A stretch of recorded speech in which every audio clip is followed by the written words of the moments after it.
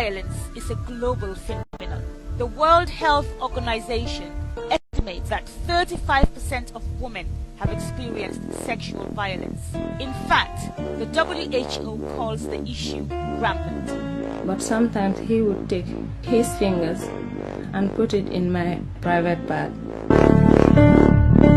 My foster mother's son sexually abused me at 9.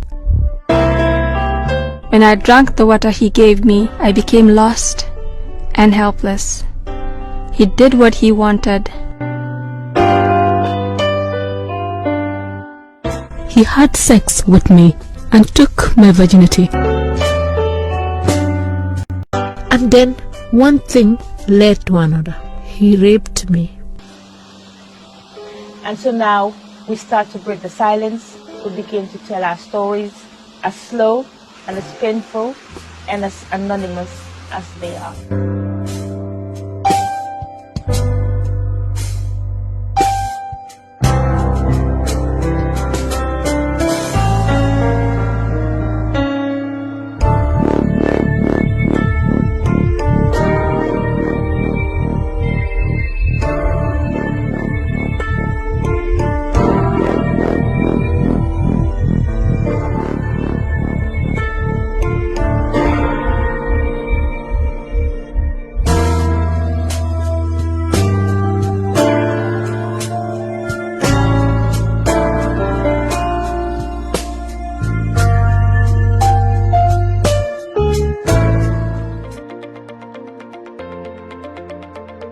dëgg bëgg am ndawal gu sell ndawal gu set ndawal goo xam ni alal dong lay doon doxantul ca Central Butcher am nañu ñaari makkaan ña nga ca Kerr avenue jàkkaarloog Africell wante waa Central Butcher dañ leen ibil makkaan gu bees Central Butcher nekk sa Sky Blue Plaza jàndandoo Xéewal supermarket Central Butcher ca Bijilo lu bees dàqal gaañ kon yéen ñi may déglu doxantu leen fa amal nañ leen mincemeat brisket ossobuco Obama T-bone steak beef steak round steak entrecôte lamb goat lamb chops liba shawarma meat yamuñu ca amal nañ leen cow foot amal leen laxas amal leen nag lii di filet bakkat gu bees dàqal gaañ pour yéen customers yi doxantu leen fa gaaw dinañ ibi from Monday to Sunday 7 days of the week Monday to Saturday nag ñu fas yéene ibi 9 a.m. to 8 p.m. Sunday ñu ibi leen 9:30 a.m. to 4:30 p.m. Central Butcher seen dawal halal la nagu réew mi xaru réew mi la ñuy jël daal di leen koy defaral ba mu baax pour yéen askan wi Central Butcher daw leen gaaw wuti leen daw leen gaaw seeti leen Central Butcher ca Bijilo mën nga leen woo ci 303 8761 303 8761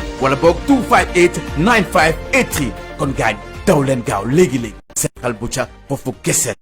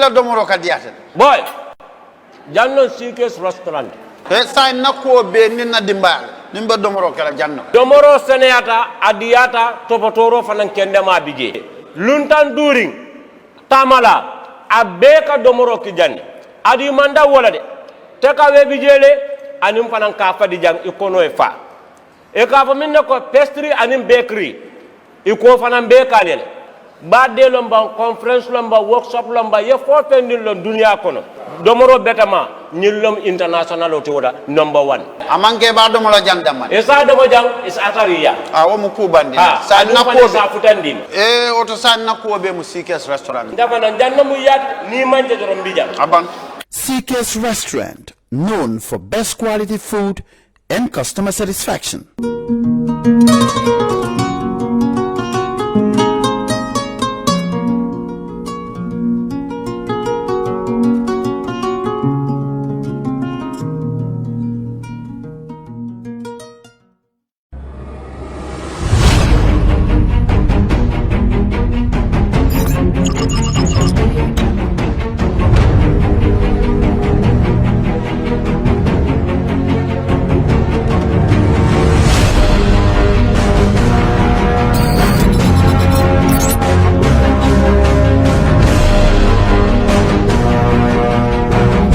In communication, connectivity is everything. We ensure that the links never sleep.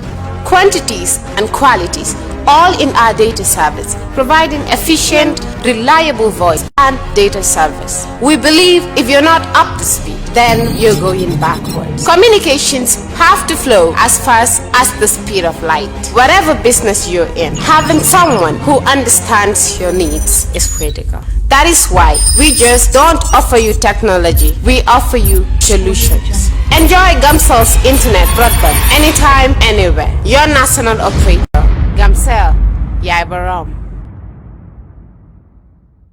Alright. Honey, did you remind him that the last time he sent the money, it was not enough to buy all the provisions? Oh, sorry, I forgot to tell him. Are you guys talking about money transfer to buy provisions? Yes. But don't you know about Baluwo? Baluwo? What is Baluwo? Baluwo is a service that your son can use to send provisions directly to you guys from the shop.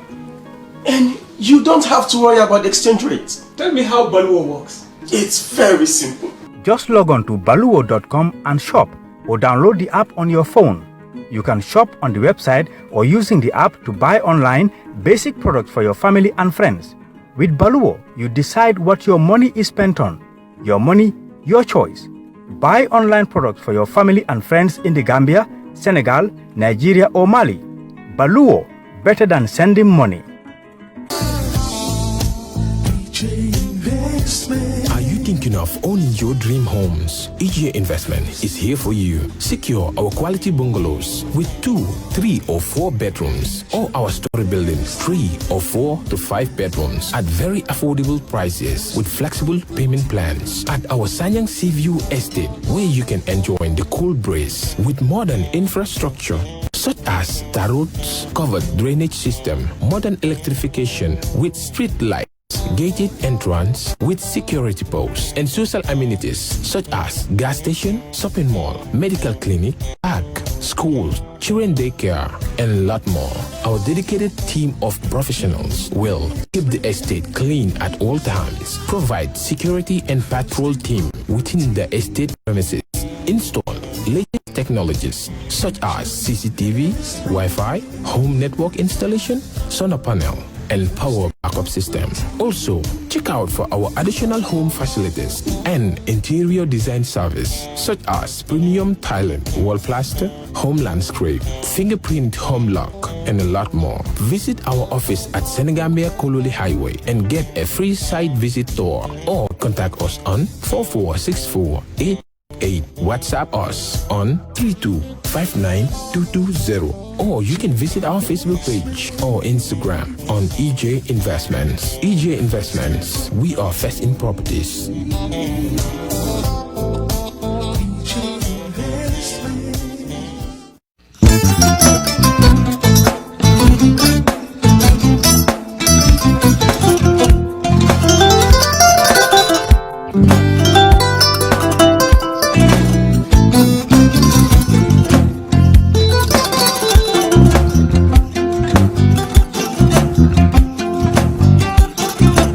Agada. Mbijan aganyadi. Albaka. Mbaka important. Yo, nga transfer la sto. Ya transfer la sto. Ha, code nyinji. Okay. Kosa. Nsila ID soto. Sa soto. Sorry. Agada. Mbijan bro. Albaka. Mbaka. Bara alla service o tariya. Mbare ki janna nun kunu bara tariya. Jannom yona forest de bureau. Gambia tonkon na no mbari ya bere. Birim pena fo kato. Bari si kodo kino kato ni fo bolong blabe ko. 56 branches mola sota Gambia jam. Gambia kono anin Gambia bantala bankol. Nko kono kiya bere. Kodo sifa fo palindiro fo nyaadi lafta memmen na kodi to poto nin kodi maraw. Jannom number 1 di nyonta. Andum fana nata anoda enterprise sotale. Wala nyindi ko domorol fana kol fana be firale de dadi mani domorol di fana beteat. Gambia dawda yalo ma fa kendol sotale di. Wo moyo diat. Apelenta ni wo ka ni lafta nyelen kendol e bina. Yalo bukani na ko la baraka ba. Yalo ndel chosano lo. Abaraka.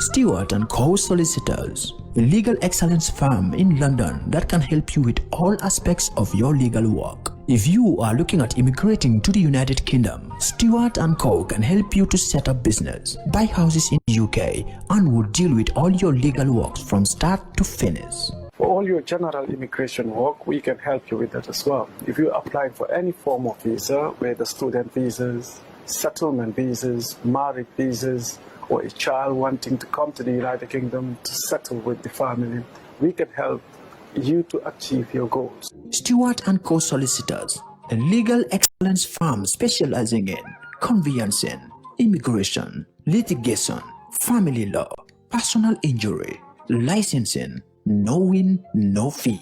Contact us today at www.sk-solicitors.com.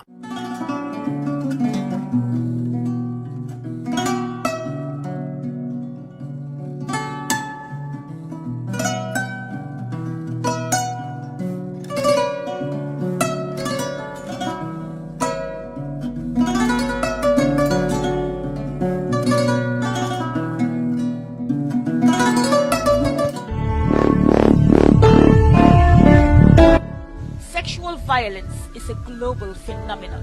The World Health Organization estimates that 35% of women have experienced sexual violence. In fact, the WHO calls the issue rampant. But sometimes he would take his fingers and put it in my private part. My foster mother, son sexually abused me at 9. When I drank the water he gave me, I became lost and helpless.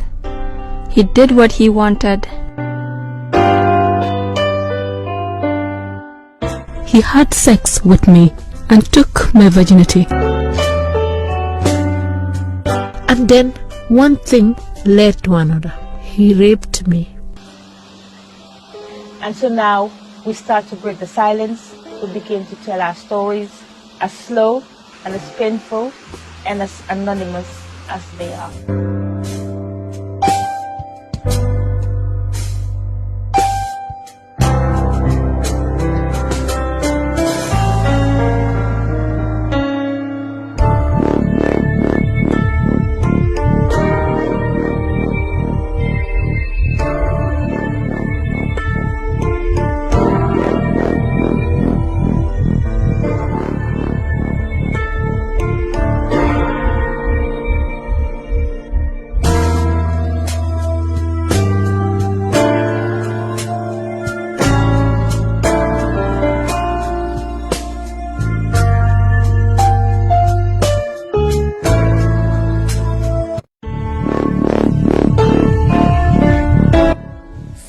Violence is a global phenomenon.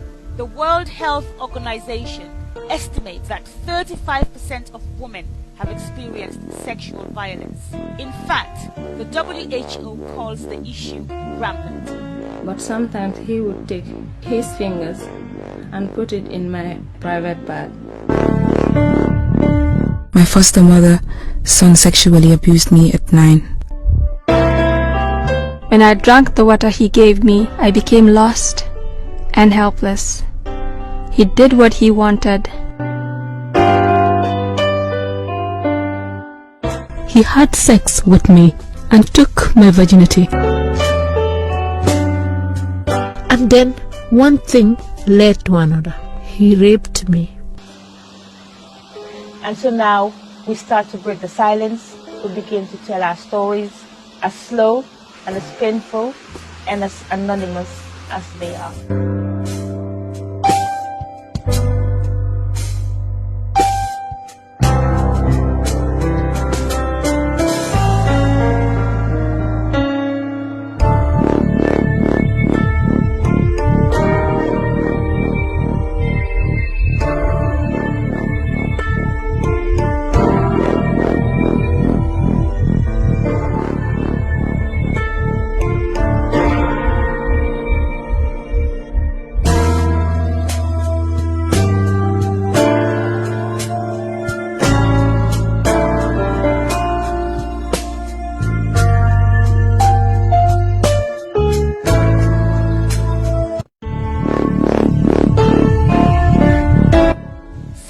Violence is a global phenomenon. The World Health Organization estimates that 35% of women have experienced sexual violence. In fact, the WHO calls the issue rampant. But sometimes he would take his fingers and put it in my private bag. My foster mother, son sexually abused me at 9. When I drank the water he gave me, I became lost and helpless. He did what he wanted.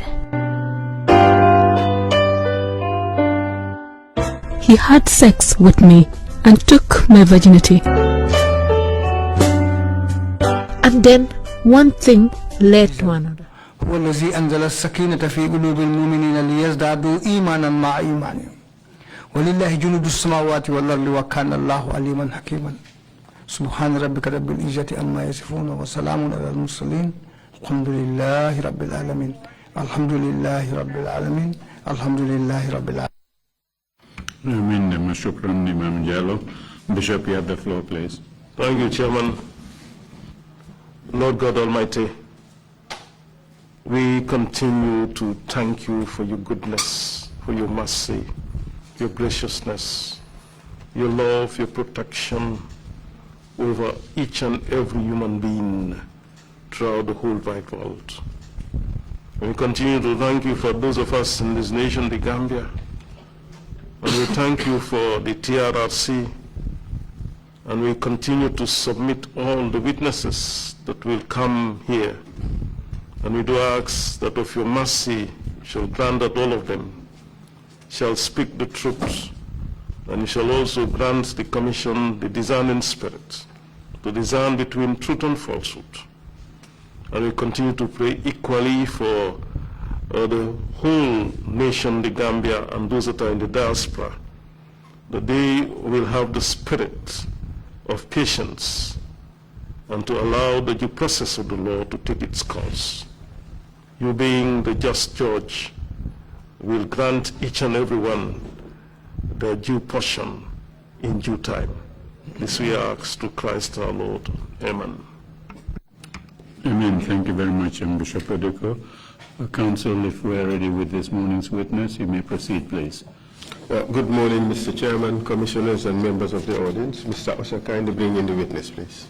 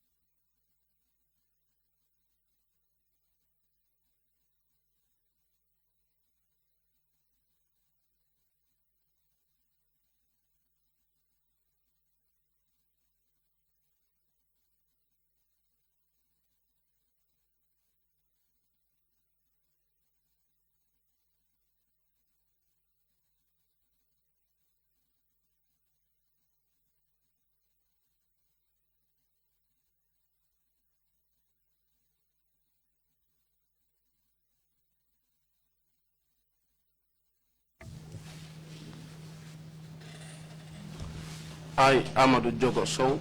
Min Amadou jogoh Sowe. Min Amadou jogoh Sowe. Do swear. Miɗo huɗo. Miɗo huɗo. I'll speak the truth. Ko gonga mi haalata. Ko gonga mi haalata. The whole truth. Gonga rek. Gonga.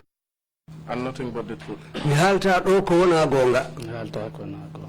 So help me God. Yo Allah wallam. Yo Allah wallam.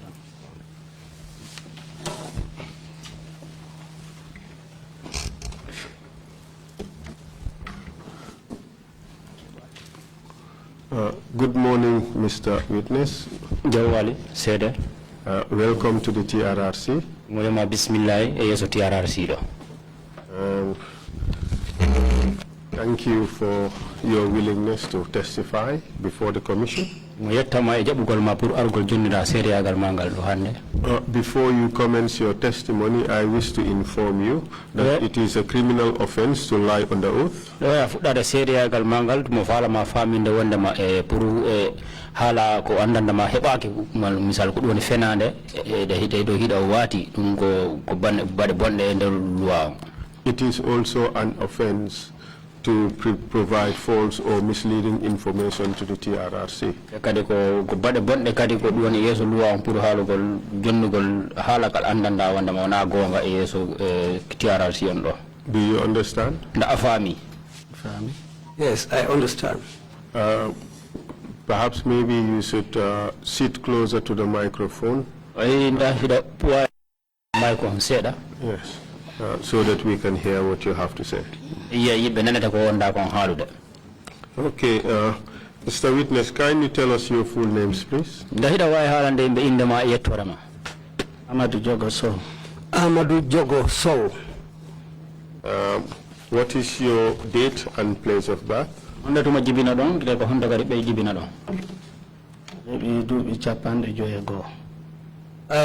51 years old. And what is your place of birth? I was born in Guinea, Conakry. And being 51 years old, you were born in 1969. Joni wiɗa ko duuɓi capanɗe joyi e goho heɓuɗa aw no wayni hitande nde jibiɗa ko ɗum 1969. Yes, that's it. And you said you were born in Guinea Conakry, correct? Wiɗa ko Guinea leydi Guinea jibinaɗa Conakry. Yes. When did you first come to the Gambia? Hitande wonni hitande premier nde arɗa ko leydi Gambie ɗo. 93. It was in 1993. And could you and what did you do when you arrived in Gambia in 1993? On waɗu ɗon gila arɗon ka leydi Gambia ɗo ɗum woni hitande wiyetede 1993. I was a trader.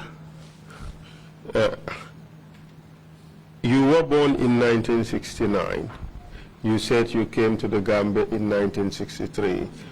Sorry, 1993. When was the first time you ever came to the Gambia? Wiɗa wondema ko 1969 jibinaɗa te 69. 1969 ko nden hitande jibina ɗon. Joni arɗa e leydi Gambia ɗum woni 1993. Joni ko hitande honde woni ni hitande ɗiɗo nden nde arɗa ko leydi Gambia ɗo ko ɗum woni landade. 93. I came here in 1993. Where did you grow up? On to Njandu. Bundu. Bundu. How old were you when you lived in Bundu?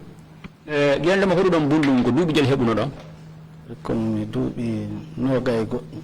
I was around 20-something years.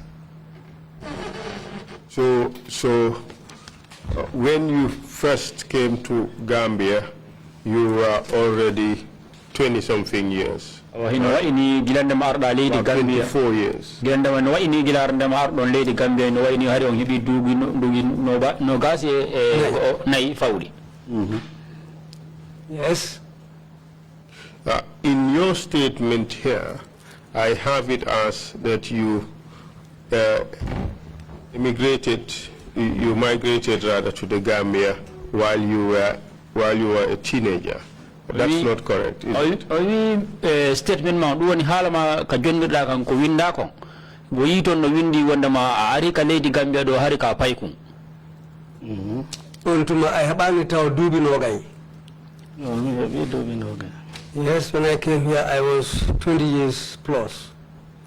Okay, so it's not correct that you were a teenager when you arrived here. No wa ini ko winda don ko wi ko wondama ko arayno da do ka paykum dum no wona gonga.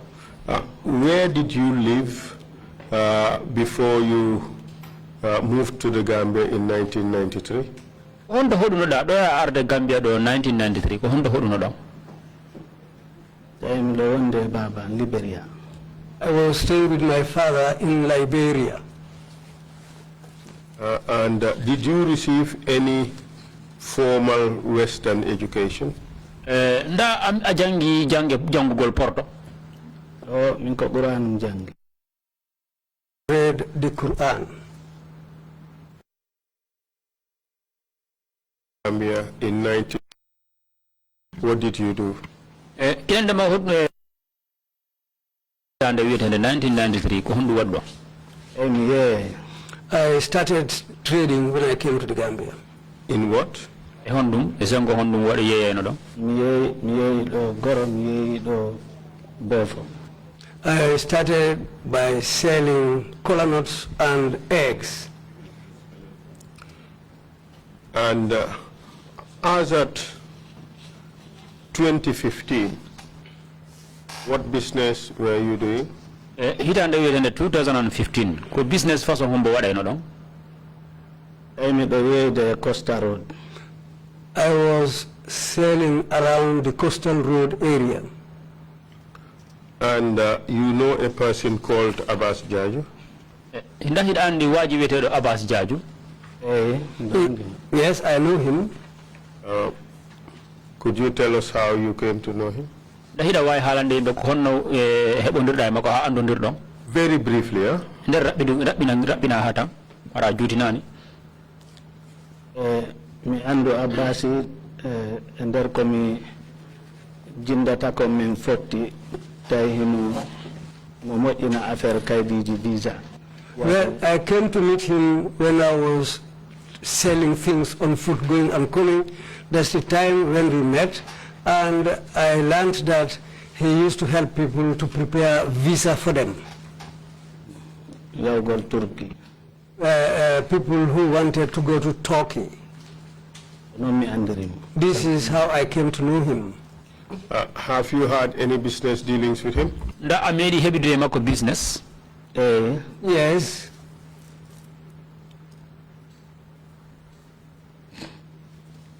And could you tell us what kinds of business dealings you had with him? Dahida way halande yimbe ko façon business hombo hebondir don. Just very briefly. Business kange. Yes, our business between myself and him was in gold. And you would agree with me that some of those transactions were somewhat dubious. We ajabana mo wonda ma sifa den golle sifa den ko golle de andanda wonda ma ko golle tapale de yadan e lawol. Atamoyde ko tapale de yimbe ko dum wuri. Well, I cannot say that it is a dubious thing, but as far as he was doing it for a living, well, some people believe in that. People, that's what they do for a living. I don't understand the answer.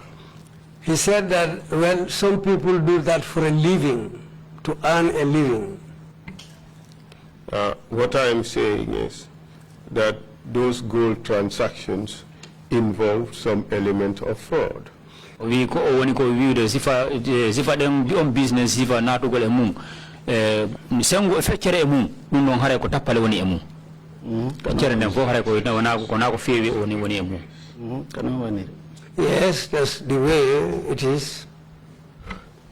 And in 2015, did you have occasion to travel out of the urban area to Basse? We hit on the year 2015. Da hebuno arsike on puru ya hodo da ka der leydi do ka dowriji to. Yes. And can you tell us what happened during that trip? Dahida way halande yimbe ko hondu waduno ngal kodungal ma ko yaruno da ka dowri do ka der leydi do ka dowri ko kamiye ka dowri ko sukano wi Saidou Sowe. The reason why I went for that trip, I have a colleague or a friend called Saidou Sowe. He called me in the morning. And he said he wanted to meet me. I told him I am presently far away from you. He asked me, when do you think you will be coming? I said, well, I don't know as yet. And we waited until around 2 p.m. He called me again. What was his reason for calling you?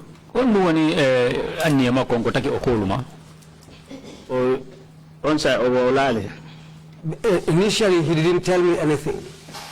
So, when he called again around 2 o'clock. But did you have a working relationship with him? Da on Seydou he don't hebondiri musidal yaye ge golle den mido andimo ka Abbas mi andimo kanko ni kadamal biro makko. Yes, I knew him at the place where Abbas used to do his. In fact, he's the guy who sits at the door of Abbas trading place. And he called you several times. Did he at any stage tell you what he needed you for?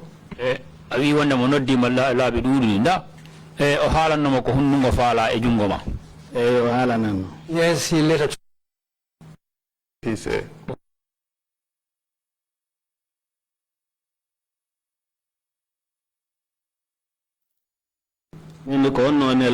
I asked him, what did Abbas send you for?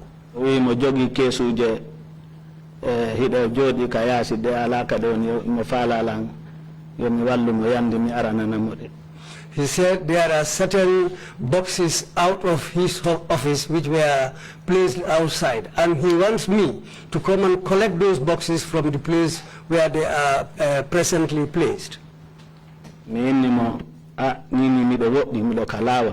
I told him, as I told you, I'm very far away from that area, but I'm on the way. Then I told him that I have a junior there called Wuri. My age mate. I have an age mate. I have an age mate. Okay. Called Wuri? Wuri, yes, somebody called Wuri. Then I said to him, wait, let me call Wuri so that he can come there and you see him. Okay. Why were you called to come and take these boxes? Konon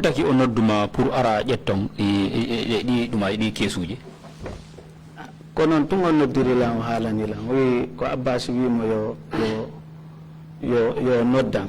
Well, he didn't explain anything. He just told me that Abbas sent him to call me to come and remove those boxes from there.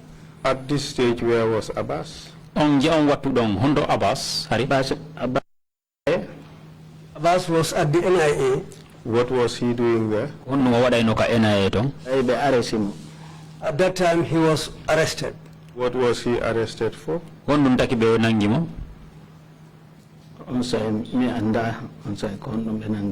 that time, I didn't know the reason for his arrest.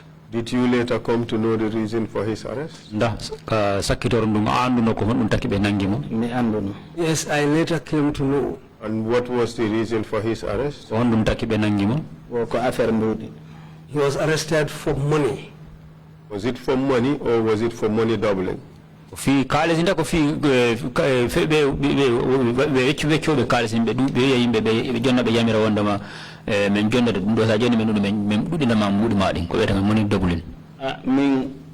ko fimbudi mi andi parce que ɓayri mi hewti ton ko say mi andi sa hay saydu ko noddimi kon haalanimi wona abbasi nelimo ko kanko tun ani noddimi. Well, I cannot explain, I cannot categorically say it was because of money doubling, but it was the time when I reached there. In fact, I came to discover that Abbas didn't send Saidu to call me. They were just a little bit distressed. That's why Saidu decided to call me. Then I learned that Abbas was arrested because of money, whether it was money doubling or I was not clear. They didn't make that categorically clear to me. Mr. Witness, just speak the truth. I will tell the truth. Abbas was arrested for money doubling, correct? Abbas ko nangira kon ko doni weta ko money doubling. Yes. Thank you. Jara. And you were called to help conceal some of the materials used in that process. Those included the boxes. Oui. Ko noddira kon ko dum woni pour an ara wallabe suuda din kesuji ay din kesuji bagasuji wondi ton din ko nimbe nafitori be wadi ko be liggori di kalisiji ko ko Abbas nangira kon. Yes, that's true. And the reason why you were called and not anybody else is because you had a relationship with Abbas, correct? Oui, sai lebe noddima an te be noddani goddo go angi Abbas wi don wadi ni jungo e faandu wono dido juude mon don wado ni jungo e faandu ko non ne woni gollidude. No me da andindire ko non amen gollidude. Well, we are acquainted, but it is not part of it that we work together. On that transaction for which he was arrested, your testimony is that you were not working together with him, correct? Munda hino wa ini ko nangira kon e anko seede agal ko wondira ko hollire do ko dum woni wiida wonde ma ange makko on ala e gollidude. Yes. Please answer by saying something instead of we say something. Ajaboro tan halu goddum acca wigol nundugol dan. Yes. So it is your testimony that on that transaction you were not involved at all. We joni ko wonda ko kas jodida seedida do ko doni Abbas ko nangira kon woni on ko nangira kon ko wonda ko jondire do ko woni an tawaka e mum. Yes. We will not concern ourselves with that. We will just focus on the things that happened to you after you returned to Banjul, correct? Oui. Okay. Commission nini wana ko men haja ka e ma an kon ko hebu ma kon gende ma immorda Banjul ko dum commission hajora.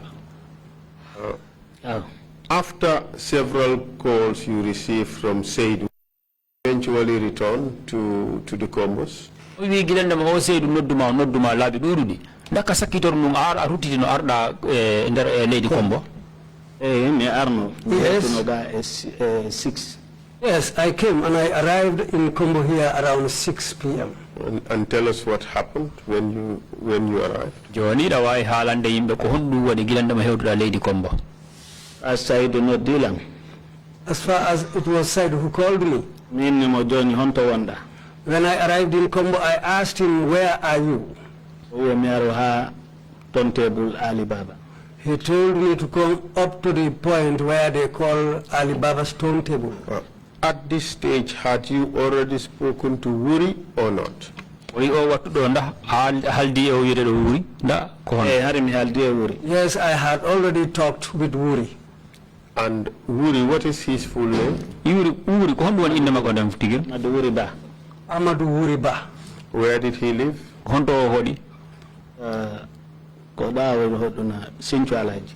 was resident at Sinchu. What relationship did you have with him? When he arrived here, I hosted him. Oh, and what did you tell him?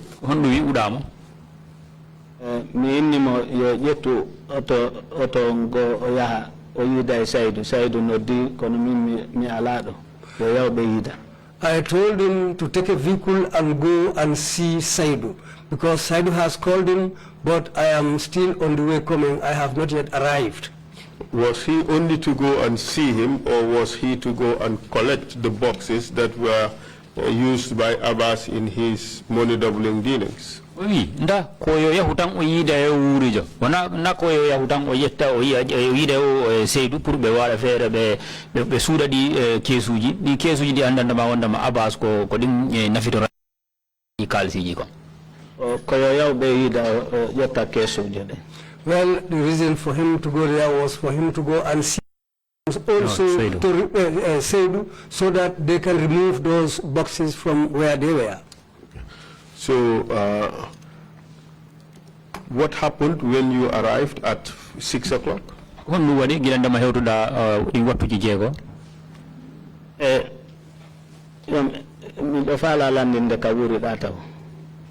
want to make clear. I want to make something clear about Wuri. Please go ahead. Okay, Wuri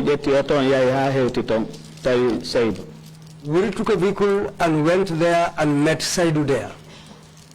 Saidu hold him a box. Saidu showed him the boxes.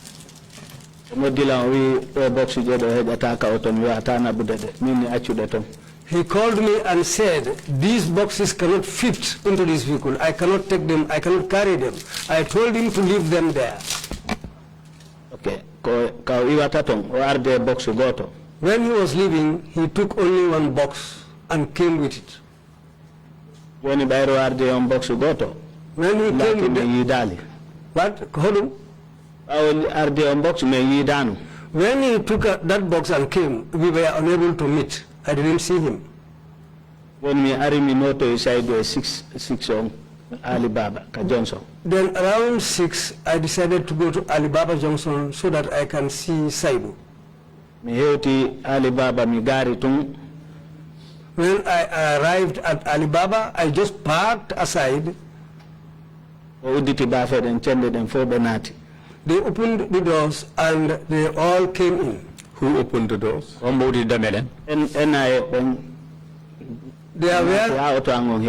There were NIA people waiting. So the moment I parked, they just opened the doors and came in. And they are the operatives of the NIA.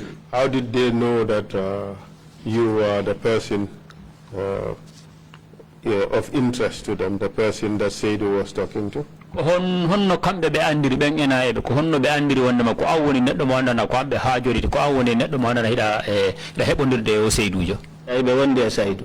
And in fact, they were with Saidu at that moment. So Saidu pointed you out to them? Yes, Saidu identified me to them. Okay, and what happened afterwards?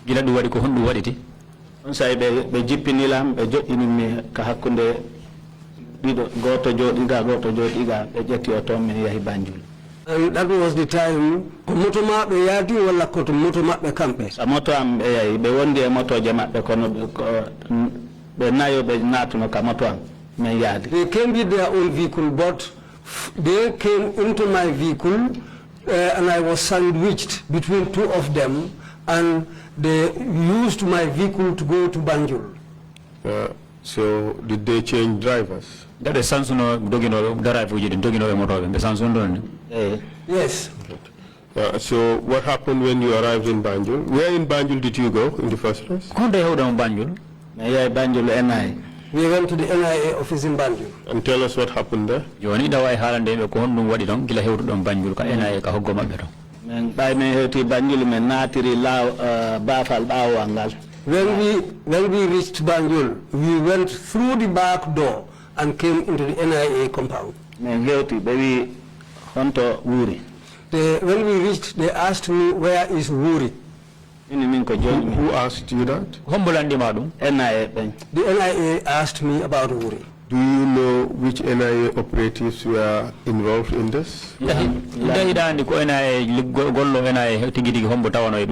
Lamin Dabo. No. Basiru C. Balde. And Balde. Do you know Balde's first name? Balde dandi never condemn. Is he I cannot remember the name.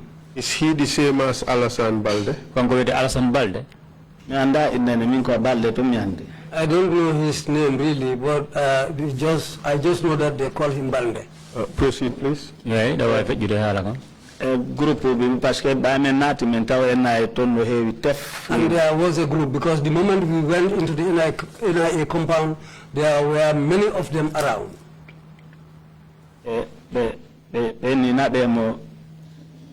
Invest. They said let them take me to a place called Invest.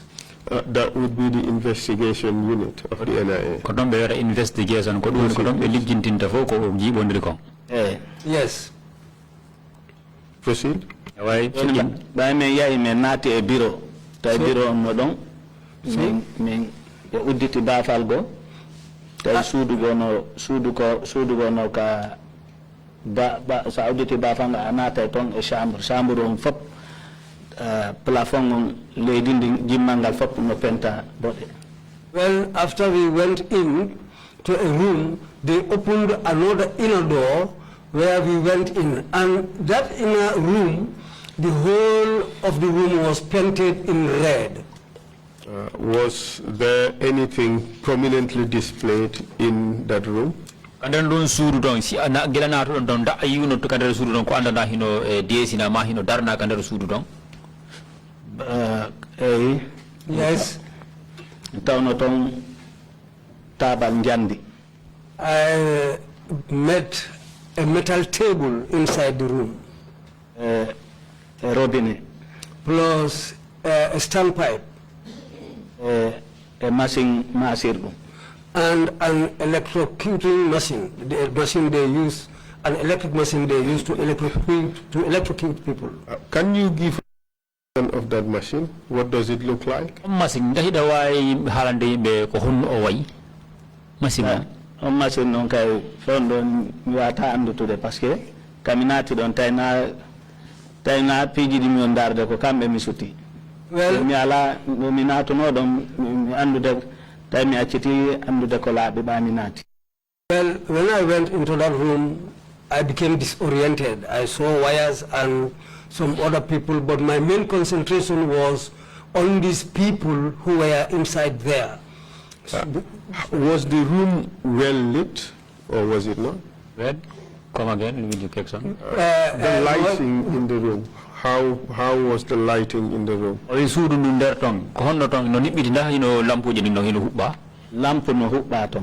There was a bulb on inside the room. Was it well lit, just like here? Or no?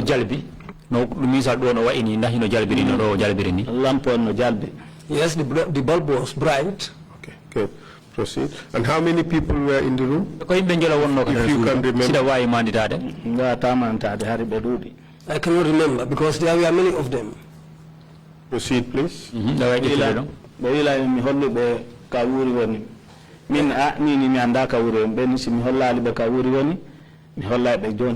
They asked me to show them where Wuri was.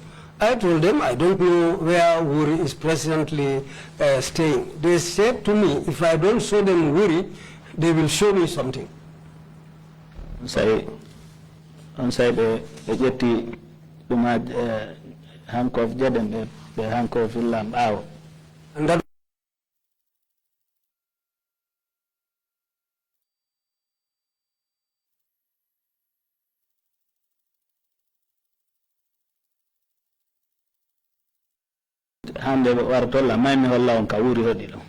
the beating was so hard that I told them, okay, don't stop the beating, then I will show you where Wuri is. What were they using to beat you? What beko jude, what beko dumahoi, wanjankoi, wakoi wa silvani, kono sawadi koi ni ayahi koi yajo. Well, the materials they used to beat me, some were using their bare hands, but some of them had something in their hands. They looked like metal, but they were flexible. These are the things they used to beat me up. Do you know what is called leaf? Leaf? No. All right. Okay. But was this tool that you talked about, was it made of rubber or was it made of metal? Ko wonda ko wiide di ko be wonno ko wire no be wonno ko nafitorde hibe lappa nda ko poore dum mo inira nda ko jandi dum mo inira nda ko fil dum ko fil ko jandi deppinande ni ndi tappa ha ndi deppidi. It is, I think it is made of metal, but it has been made in a way which made it flat and flexible. And what else was used, if you can recall? Si feƴƴi ɗin ɗon ko haalɗa ɗon kon ɗum ɓe wonno e nafitorde ko ɗo ma kon e lappirde o jogi kadi ko wa poreji wonduɗi wa comme jandi no nder ton. They used rubber, but this type of rubber has metal inside it. And feel kurani. Just like an electric wire. When you were being beaten, were you sitting down or did you lie on something? Gila be lappayno ma nda ko a jooɗino nda ko goɗɗum e hoore goɗɗum walinoɗa tabal. It was a table. And how did you get on the table? Honno ɓe waɗiri ha ɓe hewtimmaka hoore tabal. Kamɓe wallinimi. They took me and placed me on top of that table. Were you tied to the table? Haɓɓunomaka dow tabal. Yes. With what? Honɗum ɓe haɓɓirma ɓe jogi ɓoggi. They had ropes in belt sentirji. They had ropes which they used to tie people with. Did he say center? Belts. Center. That would be belt, right? Yes, they looked like belts, yeah. That's right. Do you recall who did that? Ndahiɗa wawi manitade ko hombo waɗi ɗum. Lamin Jata. Group Mako. And his team. This Lamin Jata you mentioned, is he different from Lamin Dabo? O Lamin Jata jamo wiɗa ndahi mo serti o wiyeteɗo Lamin Dabo. Lamin Dabo mi falju. I made a mistake. It's Lamin Dabo. You had earlier on mentioned two other individuals, Basiru Si and Balde. Were they also involved? Wow, haalino no yimɓe ɗiɗo ɗum woni Basiru Si kañum e yettere Baldejo. Ndax kamɓe kadi ɓe tawano ka tapiyugol ma. Ɓe tawa kono Basiru Si noon ɓuri lan tampinde. They were involved, but it was Basiru Si who was more instrumental in the beating. No said I knew what I mean. He nearly killed me. And for how long were you beaten when you were placed on the table? It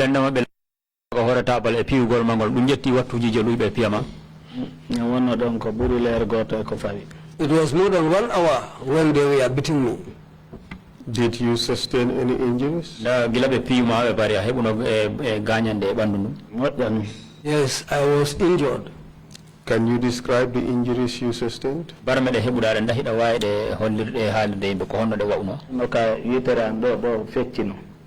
in front of me, on my face here, somewhere there was a split on my face. Cut?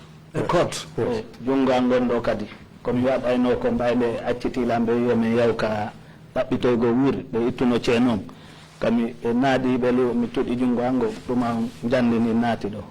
And I sustained a wound also on my hand because they untied my hand and said we should go and look for Wuri. But they went on beating me, so usually I will raise up my hand to defend, to stop the beating from reaching my face. That was why I sustained this wound on my hand. How about on your back? Did you sustain any injuries? Yes, I sustained injuries on my back too. And you said there was an electrocution machine.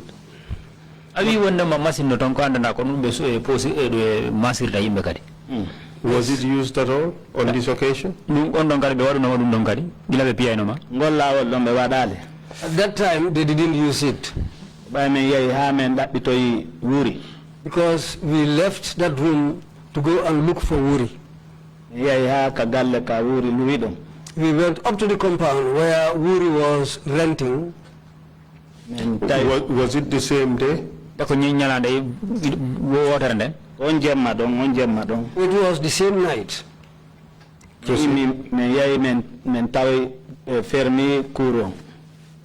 And so we found the compound gate locked.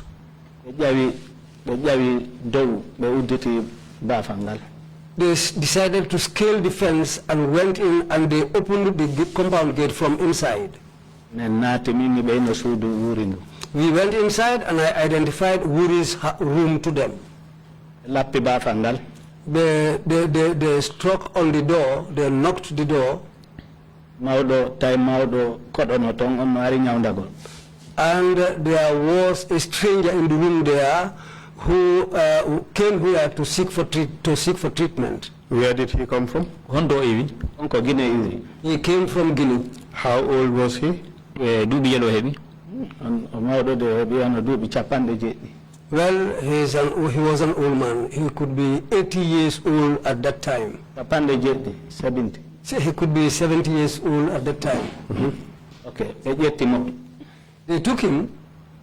They threw him on board the pickup. Then we went back to the NIA. Do you know why they picked him? Yeah,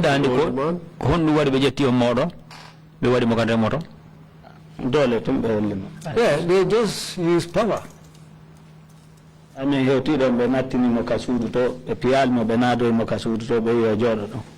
we arrived at the NIA, they didn't beat him, but they took him to a room and told him to sit down there.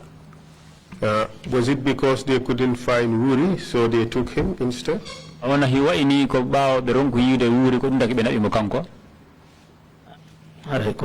Yes, that must be the reason. They found him in Wuri's room. Yes. Did they ask him about Wuri? They asked him, but he told them Wuri has gone out. Okay. So, two of you and the NIA officers returned to the NIA, correct?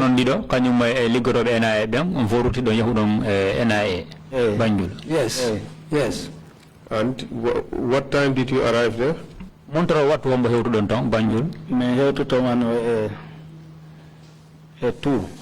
arrived at the NIA around 2 a.m. And then what happened? When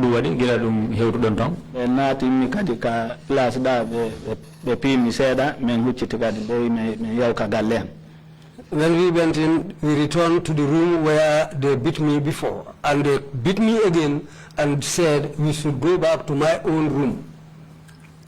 And tell us about this second beating. Who was involved? All of them. Who is all of them? Lamin Dabo, a group Mako. Lamin Dabo and his whole team. And who are the other members of the team?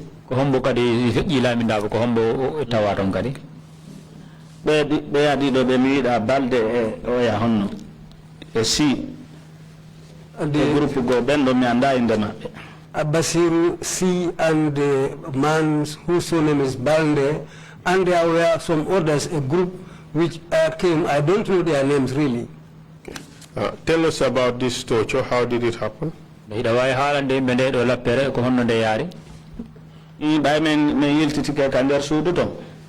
when we came back into that room, and they said, so far I refuse to show them Wuri. So by the grace of Allah, they will deal with me.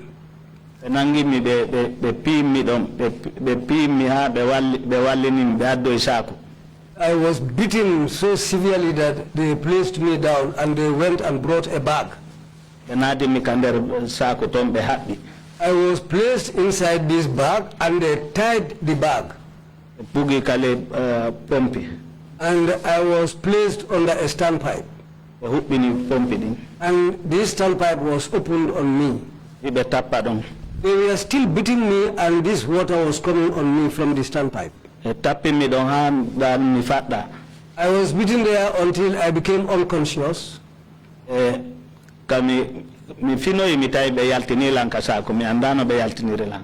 time I became conscious, the time I woke up, I saw myself outside. I didn't even know the time they took me out of the bag. By that time, when I opened my eyes, I saw Abbas standing.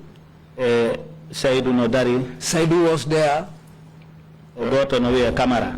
And somebody else called Kamara. Ibrahim Kamara. Ibrahim Kamara. And all of them were so severely beaten that you can just you can know by looking at them. And again they said we should return to my house. We went back to my house. Was this the next day? That same night. That same night. But this would have been in the morning. It was around 5 a.m. When we reached my house again. But before that, in your second torture, did they put anything in your mouth? Yes. They put some onions in my mouth. These onions were forced into my mouth. Do you know why that was done? I don't know. Okay. All right. How many times did you faint when you were being tortured? It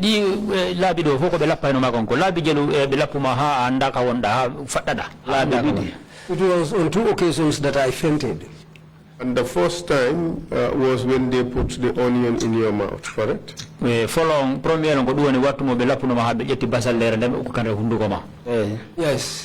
And the second time was when they put you in the sack, and they opened the water tap on you, so the water was dripping inside on you whilst you were inside the sack.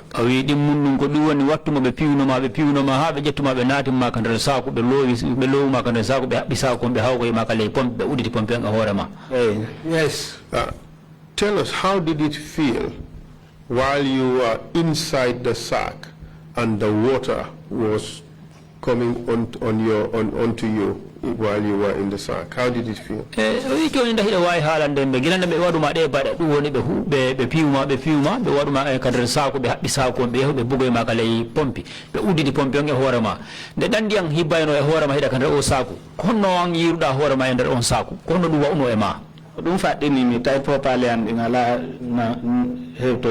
This is what made me faint, because at that time I was unconscious of whatever was happening around me. Did you have the feeling that you were drowning? Well,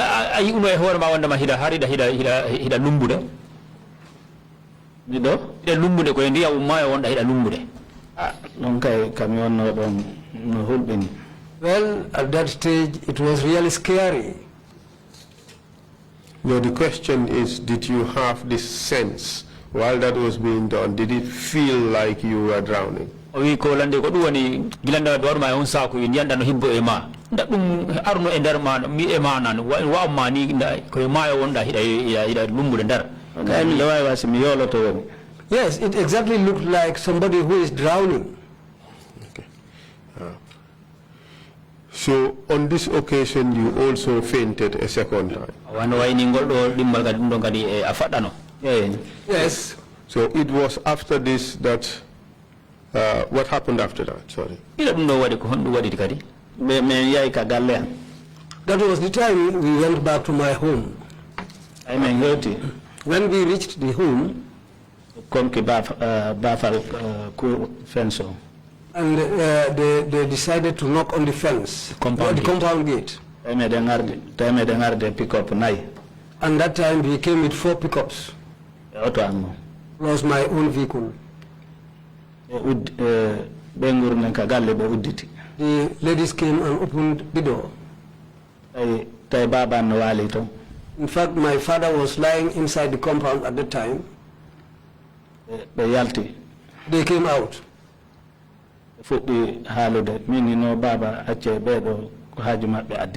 They started talking, but I told my father, no, you just keep quiet. These people are here for their own business. But when they set eyes on me, they started crying. naati ka suudu ɓe lanci kala ko woni nder ton ko waɗi importance ɓe ƴetti. They went into my room and ransacked everything inside the room, and they took some items that they had interest on. What were those items? I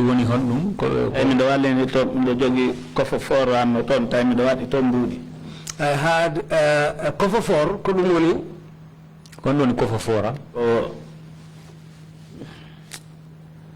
One briefcase left. A safe. Okay. I had a safe there where I had some money. How much? Jelu. I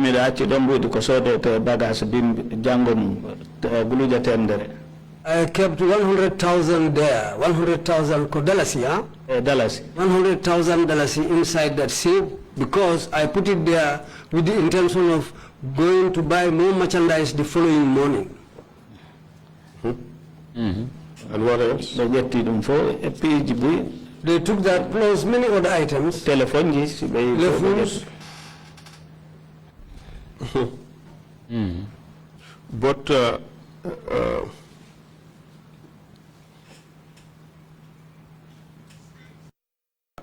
But before then, before all this happened, did you see Abbas? No. You still have not seen Abbas? Abbas. Na kabe pi misake tolnu abe kabe wadi mikasako kabe yaltini mikasako bay mi fini mi Abbasi Ibrahim Kamara Saidou Sowe. The only time I saw Abbas was when they put me inside that sack and put me under the standpipe.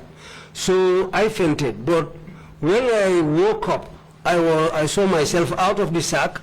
When I opened my eyes, that's the time I saw Abbas plus Hombo Ibrahim Kamara Saidou Sowe were standing. That's the only time I saw Abbas. Did you have a conversation with them? Abbas ko hala wota wolambe ka wuri woni tabe ware. Abbas told me only one thing: tell them where Wuri is before they kill you. Did he say why you had to show them where Wuri was? Da o halan no ko hondum taki o wi'uma wondema ya halambe ko hondo wuri woni do be warudam da o halan ko hondum taki o wi'uma dum wala lede. No, he didn't tell me anything except that. Did they tell you anything about a box? Da be halan no affaire kesu be halan no la box ay wuri jogi. Yes. They asked me about the box that Wuri took. That's why they said, let me show them where Wuri is. And as a result of that conversation, what did you do?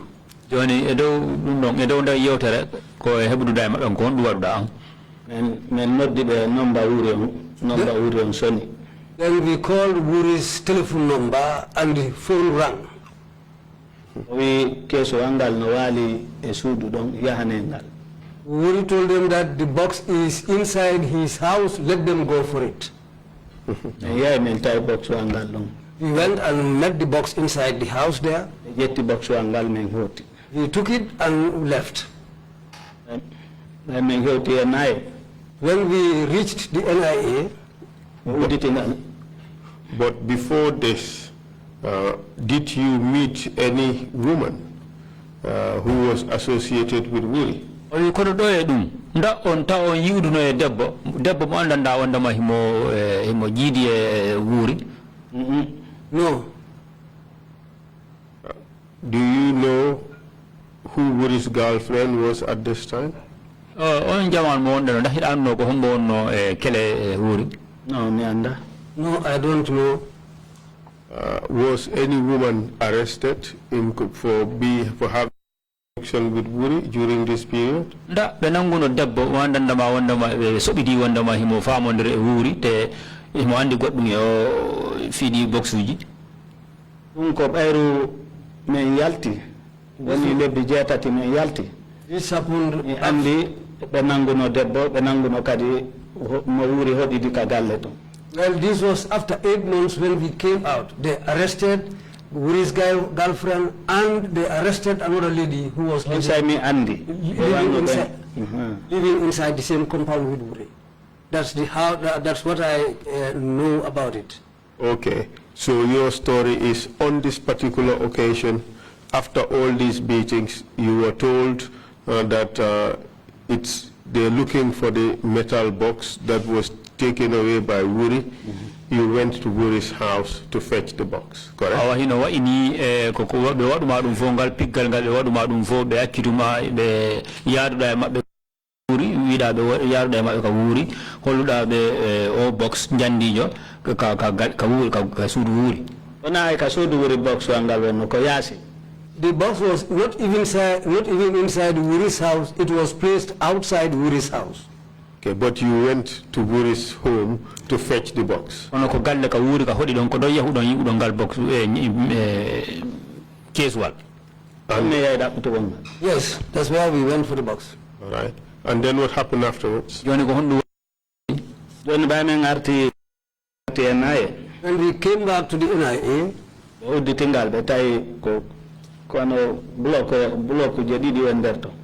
we opened the box, we found 2 blocks inside the box. What do you mean by blocks? See, blocks of what? Cement blocks. 2 bricks. 2 bricks. Once I once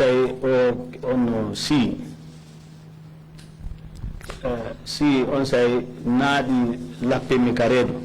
That was the time. Yaltinali o box me warete hande. Mini mi o box mi alimu mi anda I know why. And she came back to me and hit me very hard on my stomach, telling me that if you don't produce this box, we will deal with you very severely. I said to him, I don't know anything about this box. I didn't take it. So what is the matter now?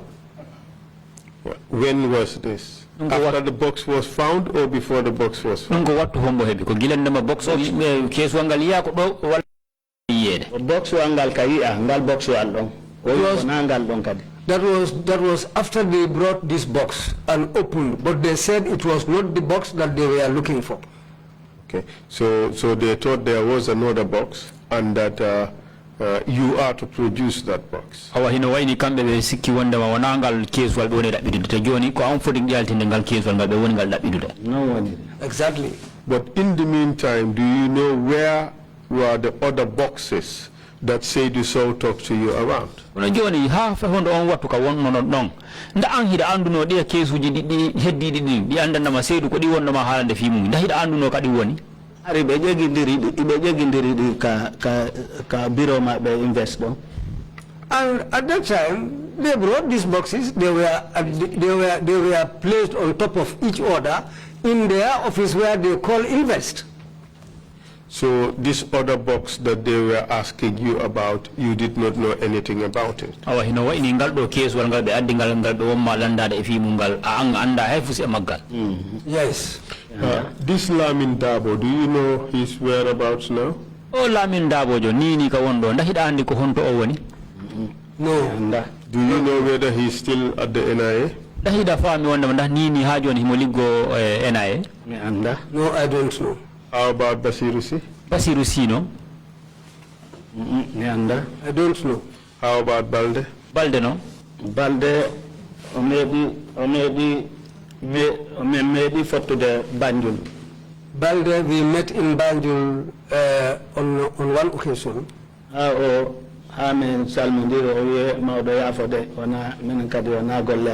Then he apologized. He apologized to me and said to me, well, please forgive me.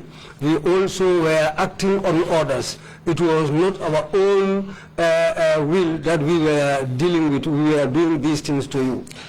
At the time you were being tortured at Invest, do you know who was the head of that office? Invest.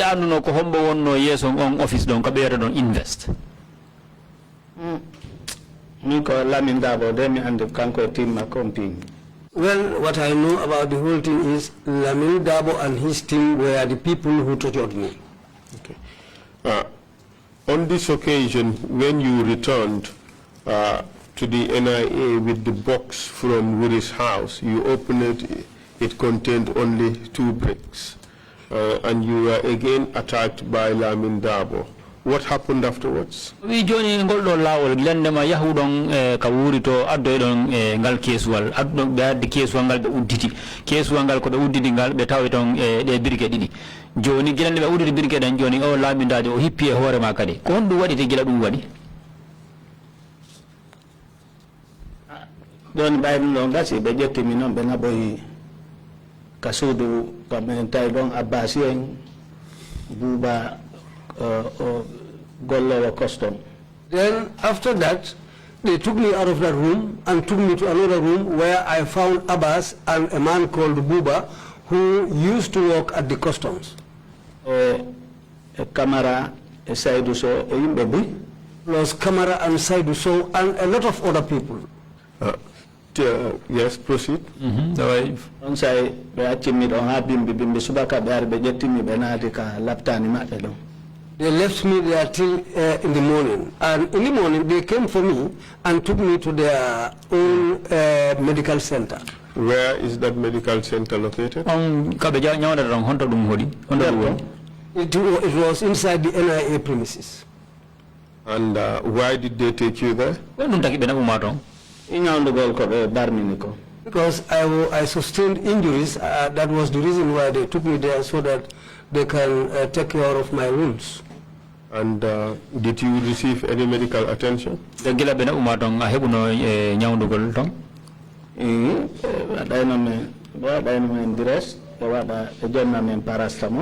Yes, they dressed my wounds and they gave me paracetamol to drink, plus some other medicines.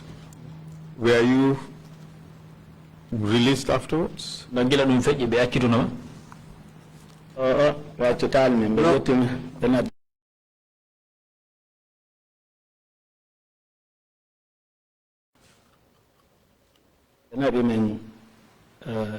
Remind. And we were taken to remand.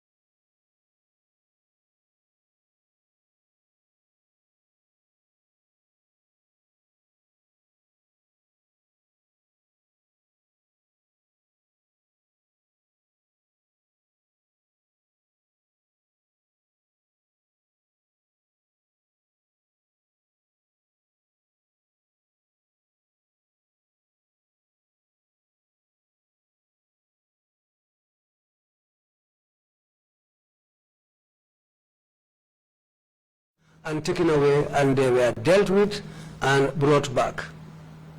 I be healthy, me wulni ndiyam me je tay be acci ton kitale me baran si modon yitti tan do jogi triko onda we goto mi yitti onno mi wada ka ndiyam mi hama mi dabba be hebino be manore ha weti be nak be kat kala tan. Well, when they were brought in that night, because they were so severely beaten that when they came, as far as there was a kettle in the room there, I decided to warm some water for them, and I took a soft cloth, which I took to dab their wounds on their bodies so that the bleeding will stop. Then after some time, when the bleeding stopped, we stayed until in the morning when they were taken. And in the morning, they themselves came and picked up these people and took them to the hospital. Was this the only time you know that these two individuals were tortured, Abbas Jaju and Seydou Sowe? Dako watu dan wonno watu mo anda famu da wanda Abbas Jaju kanyum mai Seydou wanda mabe piyama ko watu tan woni mo anduno da be piyama ko mi Seydou rigite an kon kono ko be wala ni mikon parce que Abbas nanga woni balde tati simimi nanga tayo tampi. What I witnessed and what Abbas later told me was, because Abbas was arrested 3 days before I was arrested, but what I witnessed was this time when they were tortured, as I said. While you were at the NIA, did you see other people tortured, apart from Abbas and Seydou? What mo wonno down NIA si feji Abbas kanyum mai Seydou nda yiwi yimbe wobbe wonda wobbe be anda ma be piyama ton kadi kam wonton de me yiwada be diten ton buy kono piyabe bano menen pirano on Seydou ngi ali. Well, there were many people detained who I saw being brought in there, but the beatings that we endured or the beatings that we encountered, I didn't see any other person being treated like that around the area where we have been detained. During this period, did you come to encounter any of the senior officials of the NIA? What for mo wonno da ton nda what hebike mo andanda ma wondama a hawrondiri ma a fewtondiri be yimbe yesobe mabbe ben woni yeso mabbe NIA ton ben. Nyande julde o yete do Yankuba Baji arno ton e kanko e gardo be mo be. Yes. Kamen wonto. On the day of Eid prayers, the man called Yankuba Baji came there with his bodyguards. Oui, ya fotode on so njuli on toroto Allah ndaron sitay Allah hoyna na be accitaw na min jogi onde. What he told us was, today is prayer day. You also pray and pray to Allah so that they can release you people. But I want to tell you people that I am not the man responsible for your detention here. You can pray to Allah so that you can be released. Ojeti oyayo inni gardo mako goto wi yaw adana ben ngari bali goti ko be wada tabasi. He told one of his bodyguards to go and bring a goat so that we also Bali. Okay, he told one of his bodyguards to go for a sheep which we can also come and slaughter and eat because of the prayer day on that day. Did he know that you were tortured? Yes, he knows. Why do you say that? They were all there. They knew.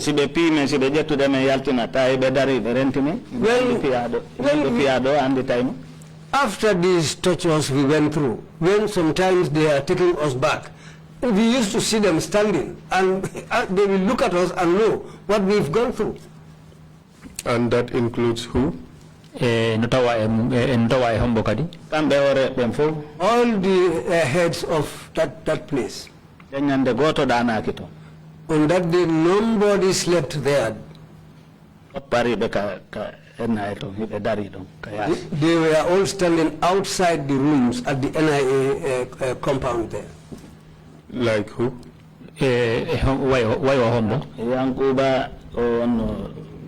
might on get Mendi.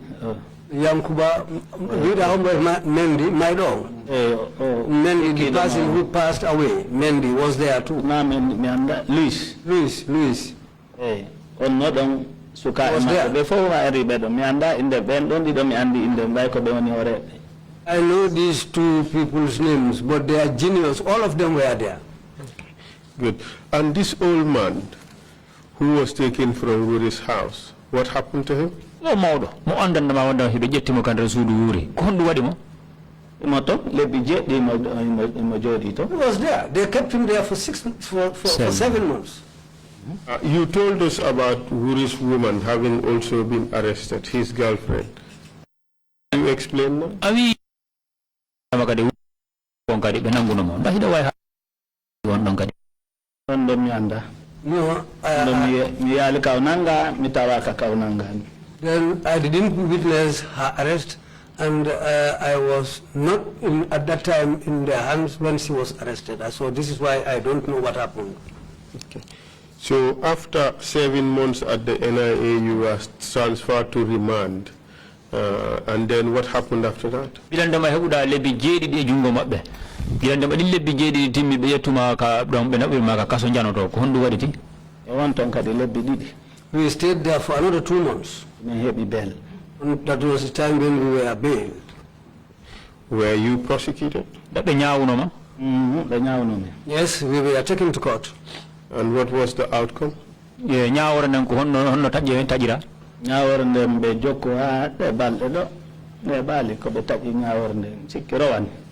trial went on until last year. And what was the outcome?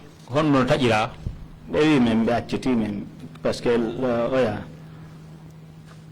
jojo mi wo kanko o yali hunde ko wata men jogra de loi on force mo yo accutumen e kadi o accutimi. The judgment that the lawyer the judge said when he gave judgment, he said that, well, he has not seen any evidence why they should keep us there. So the only thing he can do is follow the law and release us. Eba lawyer ang tigi time bari meden ton lebbi fayda lebbi jena mi hebali ko mi yobam ko mi fubbi motum hani mi daynal mo yobude. Even my lawyer, I was unable to complete his payment because we were there for all these 9 months. I cannot even continue paying him. Ke hay galle ko kaydi galle ko mi belira kon no tomba ko lawyer on do andi hande o yahanali bari mbudi makko din timali. My compound deeds are still with them because as far as I was unable to complete the payment of my lawyer, he was unable to go and collect these documents from them. Because he is the one who is supposed to go and collect the compound deeds. And did your detention have any other impact on your business? Joni nangol ko nangada ko fop watmo be jodi ma on dula goro ndadum hebi cadele ko business ma but no fof all my business deals were broken. My family suffered. Thank you very much. No further questions. Ajarama o wi joni ko hango ko dum do e bamma.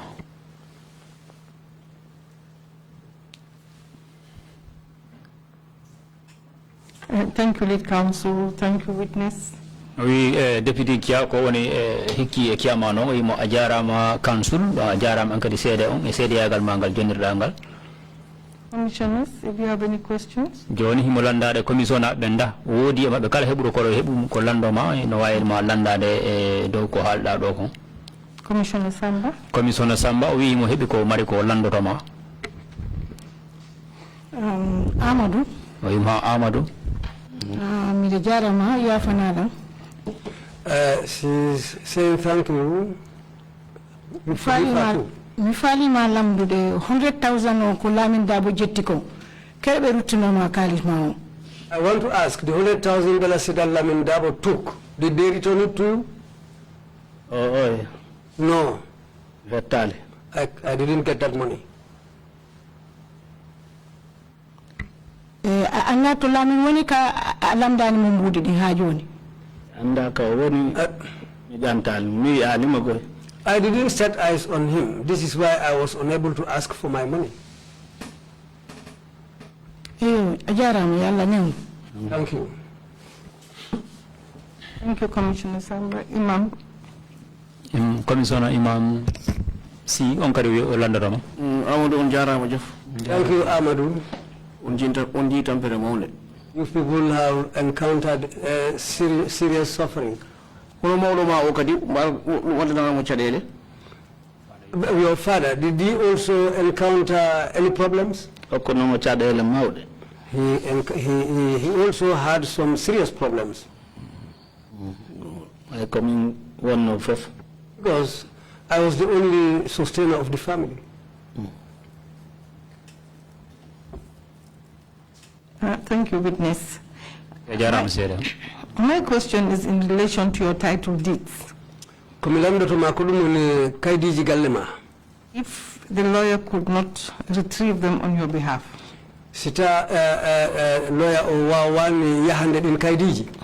why did you not go to the, how do you call it, NIA to ask them for yourself?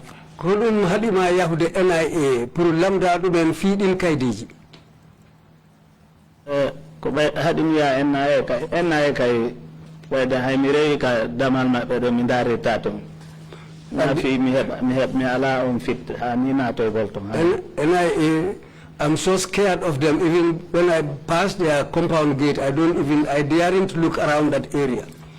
I'm still afraid of them. Kadi ko high court mi bela wana kamadde. And secondly, I was bailed at the high court, not at the NIA. Documents are with the High Court. So when Kaidiji Maden ko High Court the High Court. Yes, they are at the High Court. Okay, commissioners. Chair. Bishop. Thank you, Madam Deputy. Mr. Amadou Jogoh Sowe. Bishop Amadou Jogoh Sowe. When were you actually released by the court? Damgal nya wore on ko waktu hombo be accitima. Da korowani kasa I can say it is this year. It was in this year that I was released. At the beginning of the year. So was it that the case was dismissed? No, dal ko nyaworende ko be radinde ko be wopudum be yaltini nyaworende. Yes, it was dismissed. Well, in that case, don't you think you should be able to go and request for your title deeds from them? Sita ko non yari dum non awawa yade lamda dumen kaydiji ma galle sita ko non yari. Yayi tong bewi yomi kaydi komi yaltiri konka koto yomi nabundi ka umato mi nabi ton be wadi windi ko windata kon mi ari mi jonni debbo jonni to kaydiji din ko windi ko windata kon fo o wilan ndi kaydi ko yimbe dido waandi arande ma joma mayri illa sinadum loyama. I tried to get those papers. When I went to the High Court, they gave me a paper. And the lady wrote some things there, as you know, I haven't gone to school. What she wrote there, I don't know. They told me to take it to another place. When I went to that place, they also wrote something, and I came back. Now they told me that these papers should be collected by the people who brought them here. So this is why I was unable to lay hands on these documents.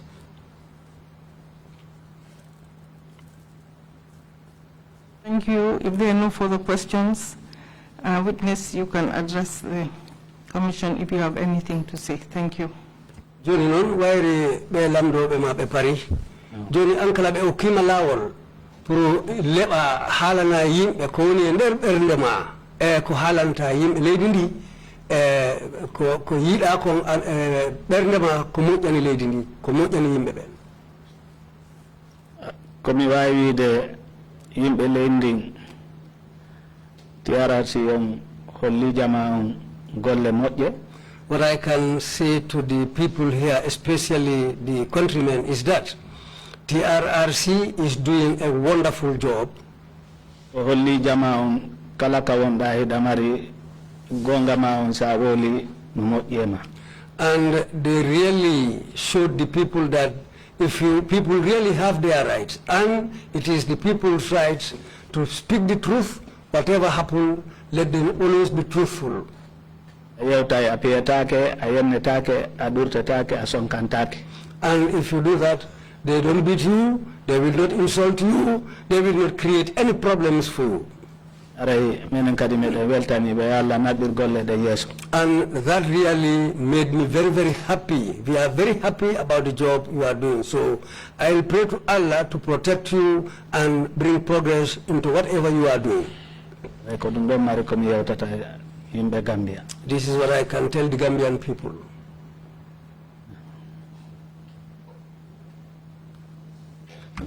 Thank you very much indeed, Mr. Sowe, for your testimony. We'll take a 30-minute coffee break and come back at 12:05. Sorry, thank you, Deputy, for deputizing. I had to. Ajara matigi Amadou jogoh Sowe, men weltani mabui ko jabuda ko ara okira sede agalma men weltani mabum on menen kala meden manyagana. Sorry, I had to take an urgent phone call from Geneva. Sorry. But anyway, thank you so much. I'm at 12:05. We come back. Meeting is adjourned.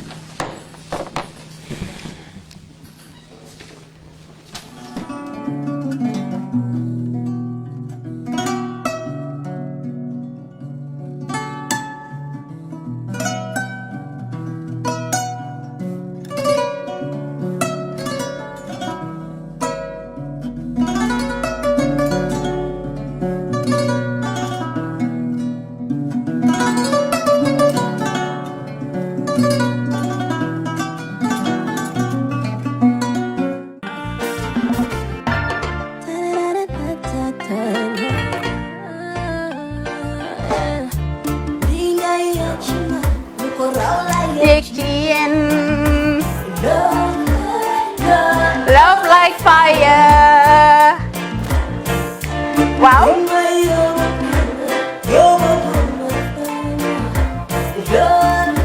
Love like fire. Xam ngeen rek affaire bi xam ngeen fan la? Skincare la 2020 lañ wax de. Waaw. Fii nag mooy Kerr fan Kerr zero tache. Perfect skin.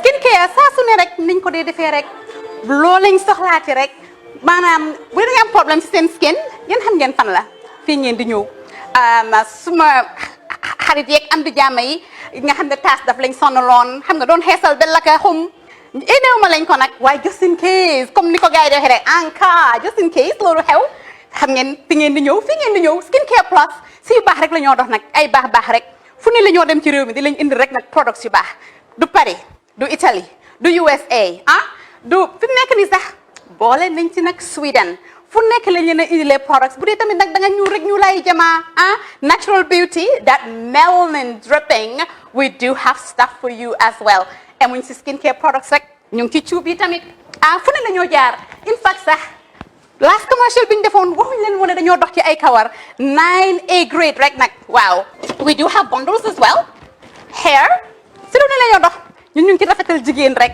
luy taaral jigéen rek waaw boo leen di tukki tamit bëggoon rek classic suitcase ñu dañoo dox ci ay Samsonite duñ dee indi any brand of suitcases though other than Samsonite comme li ma dee wax rek boo eggee airport dëri Samsonite dafa am nuñ laa xoolee waaw ngeen ne lan nag waaw skin ci moom la ñu gën a xamee nag skincare products ci moom la ñu gën a xamee ñu ngi dox tamit bentee tamit si ay dàlla man waaye man nag skincare mooy suma specialty xam nga rek jigéen bu sa xar kanam réglé loo def mu jag am nañ Patricia Reiner Kiwi Eye the whole range Lighten Up Gold Tomatine I mean the list can just go on and on and on and on lépp loo xam ne rek luy taaral jigéen la ci yooyu rek la ñoo dox Skincare Plus nag emuñ si Gambia rek ñu nga United States ñu ngi Gambia fii ba pare bu dee yaa ngi anywhere in Europe mun nañ la ko mail within 3 days rek ñetti fan rek nga jot say diw emuñ si loolu rek dañ laa consult tamit balaa ñu laa jaay diw dinañ def a free consultation pour wax la rek exactly li nga xam ne moo méngoo ak sa kanam dinañ leen wax tamit ne rek perfumes, you know, fragrances, men's shirts, accessories. We do dresses as well. We do blouses. I mean, we do shoes. Name it, we do them. Skincare Plus 2020 is our year of perfection. Zero task. Fu nek ni rew mi fi ken waratu fi task. Ken waratu fi am problème kanam, ken waratu fi am problème picture. Boko amé dafa fekk ne rek ñuulo ci place bi fi.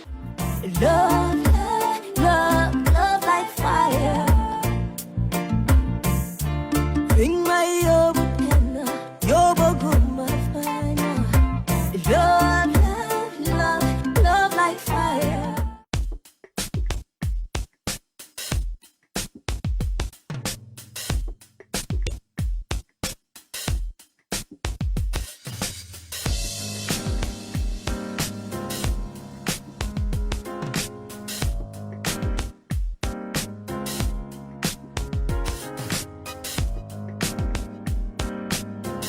Miss B Designer Outlet is the #1 quality and affordable stop shop for all your needs. Get your evening dresses, suit and ties, office wears for both ladies and gentlemen, beach wears, sport wears, pure leather shoes for men, quality belts, bags, heels for all beautiful ladies, original perfumes, accessories, and a lot more.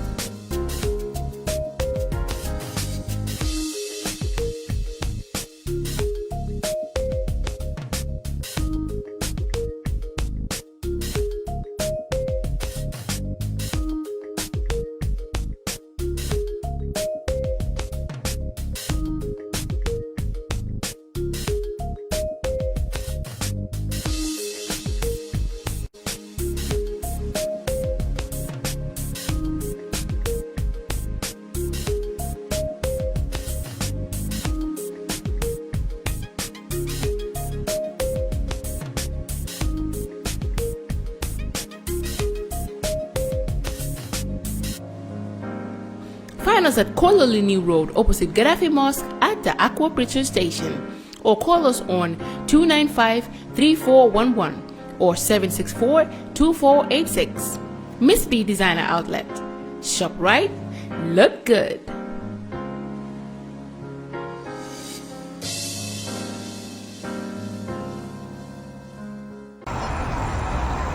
When we touch down, better broke down.